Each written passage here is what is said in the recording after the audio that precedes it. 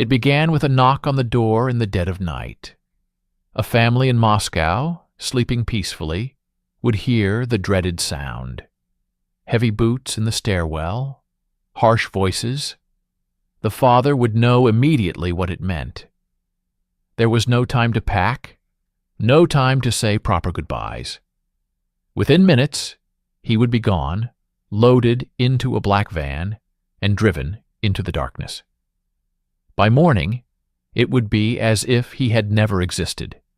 His name would be struck from records, his photographs removed from family albums, his very existence erased from Soviet history. This was the Great Terror, and at its heart was an NKVD operation so systematic, so ruthlessly efficient, that it made hundreds of thousands of people disappear overnight. This operation had a name, Order Number 00447, and it represented state terror elevated to an industrial scale. To understand this operation, we must first understand the NKVD itself and the man who commanded it during its darkest period. The NKVD, the People's Commissariat for Internal Affairs, was the Soviet Union's secret police force, successor to the Cheka and predecessor to the KGB. By the mid-1930s, it had become the primary instrument of Joseph Stalin's terror. At its head was Nikolai Yezhov, a diminutive man barely 5 feet tall, who would give his name to the period, the Yezhovshchina. Yezhov was appointed head of the NKVD in September 1936, replacing Genrikh Yagoda, who had himself been arrested and would eventually be executed. This was typical of the period. The hunters became the hunted. The executioners were themselves executed. The atmosphere in the Soviet Union by 1937 was one of paranoia, fear, and conspiracy theories elevated to state policy. Stalin believed, or claimed to believe, that the Soviet Union was riddled with enemies, saboteurs, spies, and traitors who were working to undermine the socialist state. The roots of the Great Terror lay in Stalin's consolidation of power and his paranoid worldview. The assassination of Sergei Kirov in December 1934 had been used as a pretext for the first wave of arrests. The show trials of 1936 and 1937 had eliminated old Bolsheviks, former opposition leaders, and anyone who might challenge Stalin's authority. Zinoviev, Kamenev, Bukharin, and others were forced to confess to fantastic conspiracies and then executed. But these high-profile cases were just the visible tip of a much larger operation. On July 30, 1937, the Politburo approved Order Number 00447, titled, On the Operation to Repress Former Kulaks, Criminals, and Other Anti-Soviet Elements. This was the operational directive for the mass terror that would consume the Soviet Union over the next 2 years. The order was signed by Yezhov and sent to NKVD chiefs throughout the Soviet Union. It was classified as top secret, and its existence would not be officially acknowledged for over 50 years. Order 00447 was remarkable for its bureaucratic precision and its genocidal scope. It divided victims into 2 categories. Category 1 prisoners were to be shot immediately. Category 2 prisoners were to be sent to labor camps for 8 to 10 years. The order established quotas for each region, specifying exactly how many people were to be arrested and how many were to be executed. This wasn't random terror. This was planned, systematized, industrialized repression. The targets were defined broadly, almost impossibly broadly. Former kulaks, the wealthy peasants who had been dispossessed during collectivization, were primary targets. But the order also targeted criminals, former members of anti-Soviet political parties, former White Army officers, religious sectarians, former nobles, and anyone who had ever been exiled or imprisoned. In practice, almost anyone could be arrested under these categories. The definitions were so vague that they could be stretched to include virtually any Soviet citizen. The quotas were the most chilling aspect of the order. Moscow region was assigned a quota of 5,000 for Category 1 and 30,000 for Category 2. Ukraine received similar numbers. Every region in the Soviet Union was given targets to meet.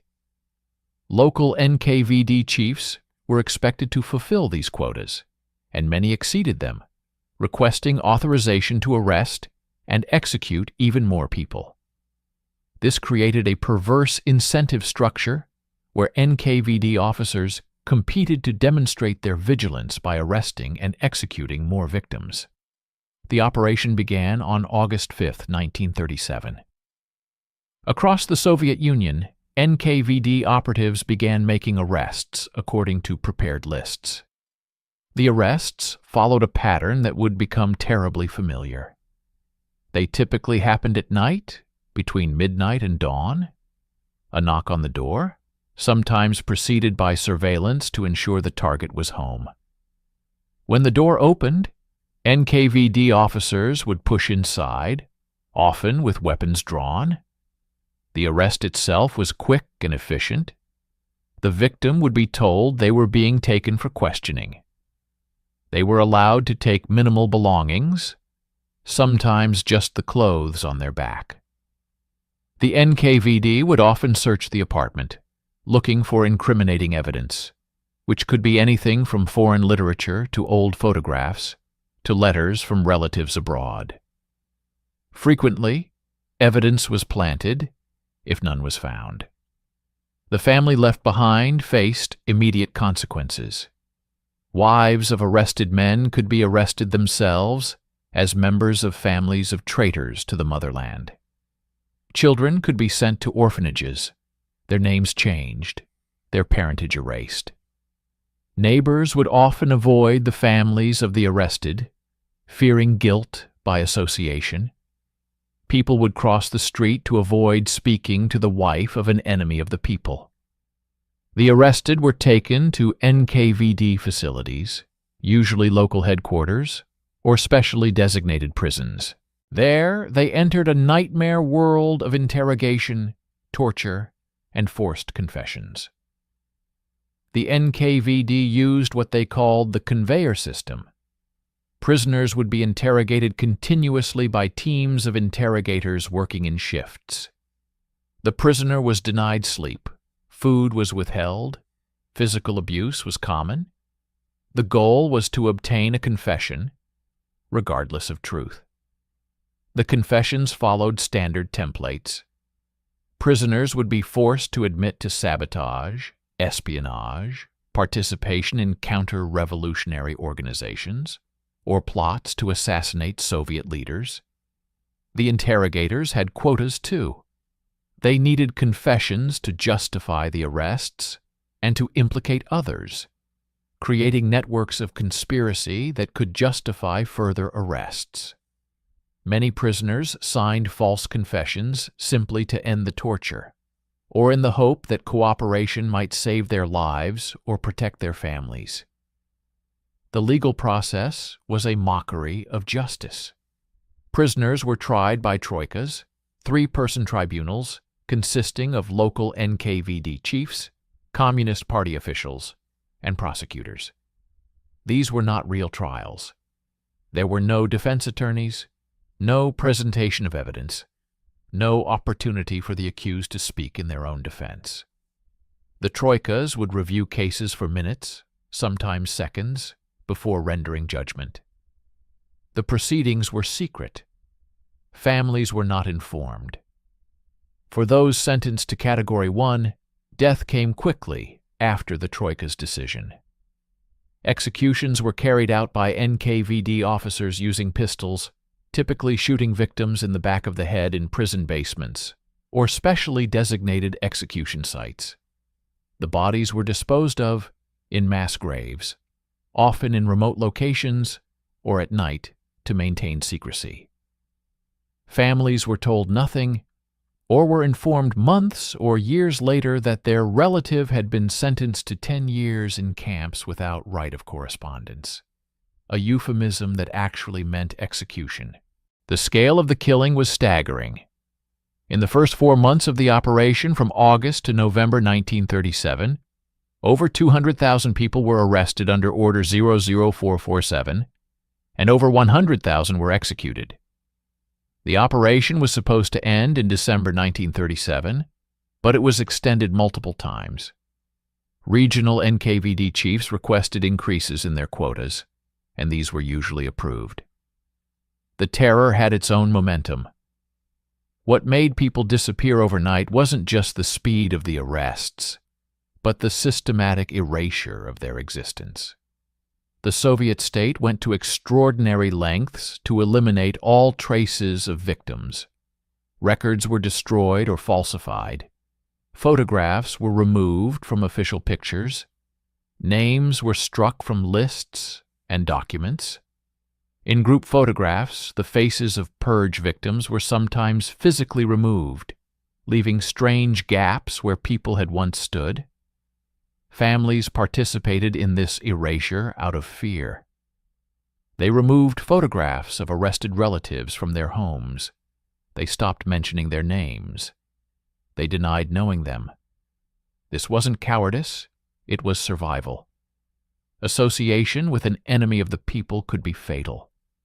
Children were taught to deny their fathers. Wives renounced their husbands. The social fabric of Soviet society was torn apart by fear and mutual denunciation. The terror spread beyond the initial targets. Order 00447 was followed by other orders targeting specific groups.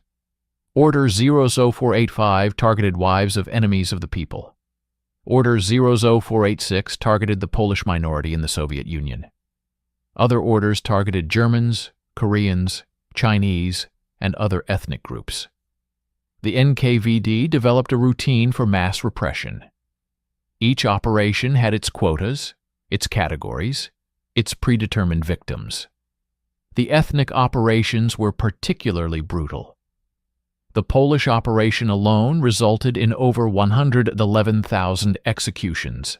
The targets were Soviet citizens of Polish ethnicity, Polish communists who had fled to the Soviet Union in the 1920s and 1930s, anyone with Polish connections or Polish-sounding names. The charge was typically espionage for Poland, a country that many of the victims had never visited and whose language they sometimes didn't even speak. The NKVD officers carrying out these operations were themselves often victims. Many of the regional NKVD chiefs who had overseen the terror were arrested and executed in 1938 and 1939.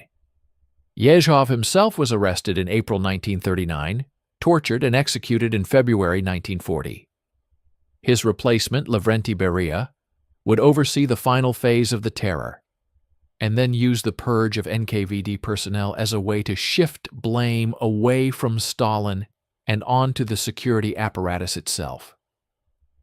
The human cost of Order 00447 and the associated operations is difficult to calculate precisely.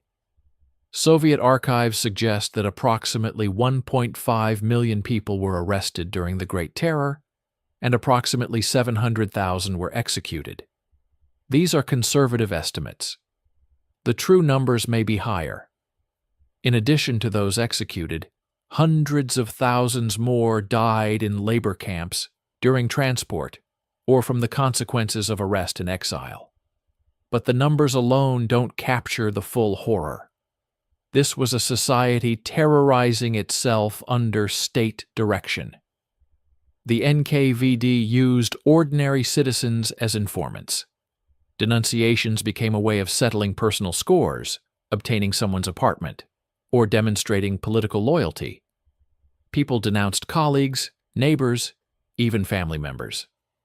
The atmosphere was one of pervasive suspicion, where any word could be interpreted as counter-revolutionary. The methods used to make people disappear were refined to a terrible efficiency. The NKVD developed standard procedures for arrests, interrogations, executions, and disposal of bodies. They created forms and paperwork for mass murder. They established quotas and timetables. They treated the destruction of human lives as an administrative task, to be carried out with bureaucratic thoroughness. One of the most chilling aspects of the operation was the involvement of ordinary people in the machinery of terror. The NKVD couldn't have functioned without a vast network of informants, collaborators, and participants. Building managers kept track of residents and reported suspicious activity. Co-workers denounced each other. Communist Party members participated in meetings where they voted to expel members, knowing this often meant arrest. The show trials that accompanied the mass terror served a different purpose than the secret operations. High-profile trials of old Bolsheviks and military leaders were public spectacles designed to legitimize the terror and to demonstrate the omnipresence of enemies. But Order 00447 and similar operations were secret, their existence denied.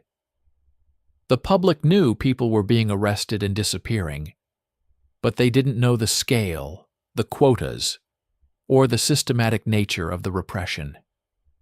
The impact on Soviet society was profound and lasting. Entire professions were decimated. The military high command was gutted, with 3 of 5 marshals executed, 13 of 15 army commanders executed, and thousands of officers arrested. This would have catastrophic consequences when Germany invaded in 1941. The Communist Party itself lost hundreds of thousands of members. The intelligentsia, engineers, scientists, writers, and artists suffered heavily. The terror also affected the NKVD itself in unexpected ways. The constant purges and executions created a culture of fear, even within the security apparatus. NKVD officers knew they could become victims at any moment. This created a vicious cycle where officers tried to demonstrate their loyalty by arresting more people, which in turn fed the terror. Some officers became alcoholics or suffered psychological breakdowns from the killings they carried out. The execution sites became killing fields. Places like Butovo near Moscow, Komunarka, and Levashovo near Leningrad saw tens of thousands of executions. Bodies were buried in mass graves, often multiple layers deep. These sites were kept secret for decades. Even today, not all execution sites have been identified or excavated. The victims were buried without markers, their graves lost. For the families left behind, the disappearance of loved ones created a particular kind of anguish. Not knowing if their relative was dead or alive, unable to mourn, forbidden to even speak the person's name. Many families waited for decades, hoping their loved one would return from the camps. Some did return, but most never did. The rehabilitation of victims didn't begin in earnest until after Stalin's death in 1953, and many were not officially exonerated until the late 1980s. The operation began to wind down in 1938, not because of any moral qualms, but because it had achieved its purpose and was becoming counterproductive. The Soviet economy was suffering from the loss of trained personnel. The military weakness caused by the purges was becoming apparent. Stalin decided the terror had gone far enough, though he never acknowledged his role in initiating it. The end of the mass operations came with Order number 00762 in November 1938, which dissolved the troikas and ended the quota system. But arrests and executions continued, just at a lower intensity. The NKVD itself was purged, with Yezhov and many of his subordinates arrested and executed. Beria, the new NKVD chief, reviewed cases and released some prisoners, though he also oversaw continued repression. The official narrative shifted. The excesses of the terror were blamed on Yezhov and overzealous local NKVD officers who had exceeded their authority. Stalin's role was obscured. This narrative would persist in the Soviet Union even after Stalin's death. Khrushchev's denunciation of Stalin in 1956 acknowledged the terror, but didn't fully reveal its systematic nature or Stalin's personal involvement. The victims of Order 00447 and related operations remained non-persons for decades. Their families lived under suspicion as relatives of enemies of the people. Many survivors of the camps never spoke about their experiences, either from trauma or continued fear.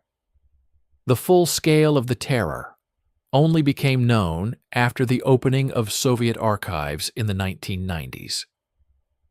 What lessons can be drawn from this operation that made people disappear overnight? First, it demonstrates how quickly a state can turn against its own citizens when power is concentrated and unchecked. The Soviet Union in 1936 was not at war, faced no immediate external threat, yet it consumed hundreds of thousands of its own people. Second, it shows the danger of ideology taken to extremes. The belief in hidden enemies, in the necessity of class struggle, in the purification of society through violence, these ideas provided the intellectual justification for mass murder. The victims weren't killed for what they had done, but for who they were or were accused of being. Third, the operation revealed the banality of evil. To use Hannah Arendt's phrase, the terror was carried out not by sadistic monsters, though sadists certainly participated, but by ordinary bureaucrats following orders, filling quotas, and processing paperwork. Mass murder was reduced to an administrative task. Fourth, the use of quotas and targets turned terror into a competitive exercise. Local officials tried to exceed their quotas to demonstrate loyalty. This created a self-perpetuating system where more arrests led to more interrogations, which produced more denunciations, which led to more arrests. Fifth, the operation showed how terror destroys social trust. When anyone could be an informant, when denunciation could come from family members or friends, society atomized. People retreated into silence and isolation. The social capital that holds societies together was systematically destroyed. The long-term consequences of the Great Terror shaped Soviet society for generations. The demographic impact was significant, with the loss of educated professionals, military leaders, and skilled workers.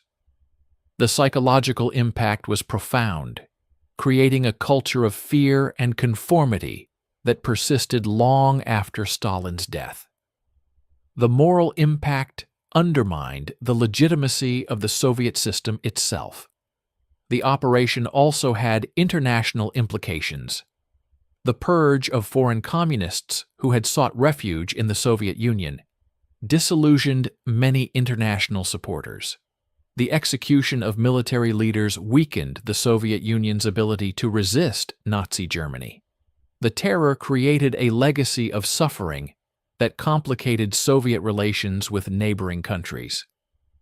For historians, Order 00447 and the associated operations represent a challenge.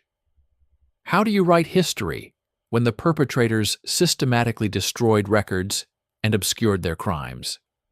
How do you count victims when many arrest records were falsified or destroyed?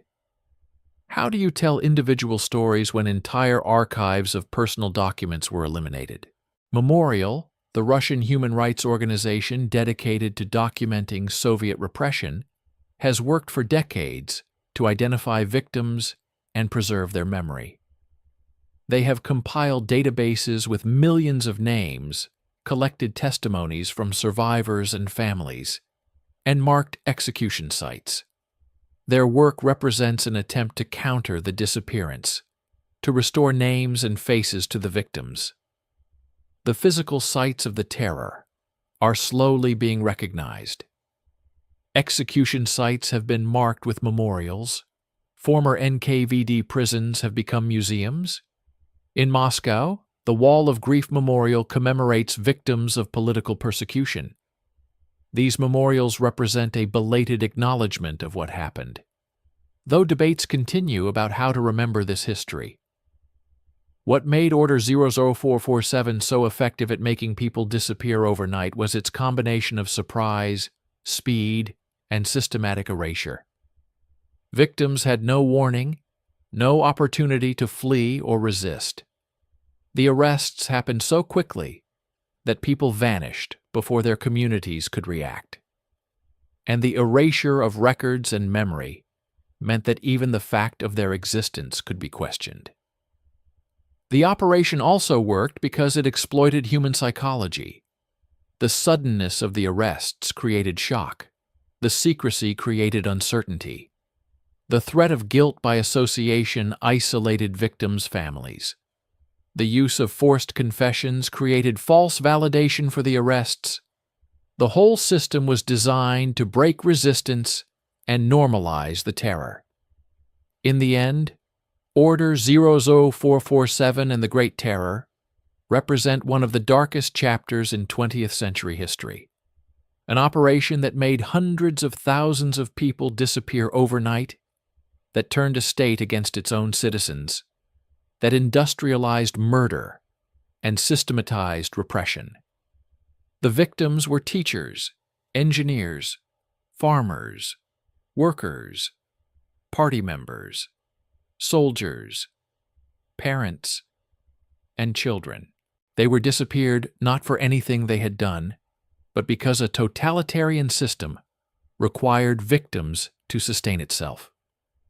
The knock on the door in the middle of the night became a defining image of Soviet terror. For millions of families, it was the last time they saw their loved ones. For survivors, it was a trauma that lasted a lifetime. For historians, it remains a challenge to document fully. And for humanity, it stands as a warning about what happens when power is unchecked, when ideology justifies atrocity, and when human life becomes merely a statistic in a bureaucratic operation. The people who disappeared overnight under Order 00447 are slowly being remembered. Their names are being recovered from archives. Their stories are being told. The execution sites are being marked. This work of remembrance is itself a form of resistance against the erasure that the NKVD tried to impose. The victims are no longer non-persons. They are being restored to history, and their disappearance is being recognized for what it was. Not the elimination of enemies, but the murder of innocence by a criminal state.